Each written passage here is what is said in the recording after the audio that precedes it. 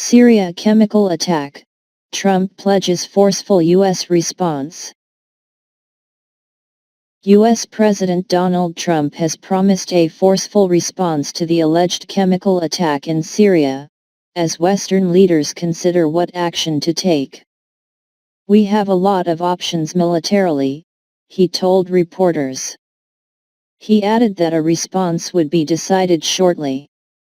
Mr. Trump said the U.S. was getting some good clarity on who was responsible for the incident in Douma on Saturday. Medical sources say dozens were killed in the alleged attack, but exact numbers are impossible to verify. Mr. Trump also discussed the incident with French President Emmanuel Macron late on Monday, and both leaders expressed a desire for a firm response. UK Prime Minister Theresa May has said she utterly condemns the barbaric alleged chemical weapons attack and called for backers of President Bashar al-Assad to be held to account.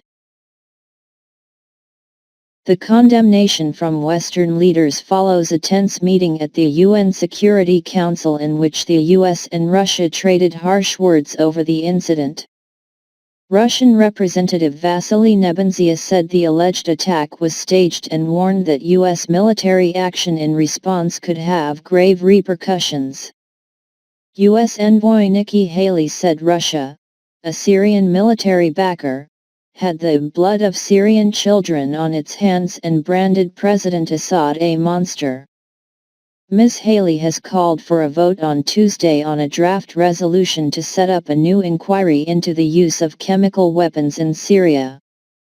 But Russia says it cannot support the proposal because it contains unacceptable elements. What happened on Saturday? The Syrian American Medical Society said more than 500 people were brought to medical centers in Douma, in the eastern Ghouta region, near the capital Damascus, with symptoms indicative of exposure to a chemical agent. It said this included breathing difficulties, bluish skin, mouth foaming, corneal burns and the emission of chlorine-like odor. Neither the death toll nor what exactly occurred can be verified as the area is blocked off with access denied. The estimates of how many people died in the suspected chemical attack range from 42 to more than 60 people, but medical groups say numbers could rise as rescue workers gain access to basements where hundreds of families had sought refuge from bombing. The French representative at the UN Security Council said poison gas had deliberately been used as it could seep down government and its Russian backers, denying any responsibility. What did Russia say at the UN?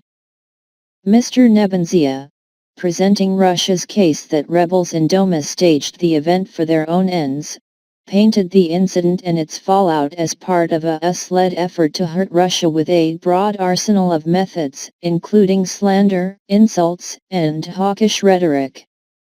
In an angry statement, he invited investigators from the Organization for the Prohibition of Chemical Weapons, OPCW, to fly to Syria as soon as Tuesday, saying that Russian troops would escort them to the site of the alleged attack.